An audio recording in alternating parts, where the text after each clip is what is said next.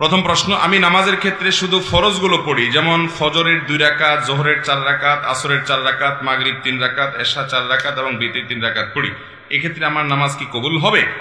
দেখুন, শুধু ফরজ পড়েন এই ভাই, সুন্নত পড়েন না, নামাজ হবে কিনা? উত্তর হলো, শুধু ফরজ পড়লে ওয়াক্তের দায়িত্বটা আদায় হবে। জোহরের ফরজটা পড়লেন, জোহরের ওয়াক্তের দায়িত্ব আদায় হলো, কিন্তু এটা পরিপূর্ণভাবে হলো না, ত্রুটি থেকে গেল। আপনি তরকারি খাইতে চাইলেন, তাহলে আপনার তরকারি খাইতে হলে সবজি লাগবে কাঁচা, পানি লাগবে, তেল লাগবে, পেঁয়াজ লাগবে, মরিচ লাগবে, লবণ লাগবে, ইত্যাদি ইত্যাদি লাগবে।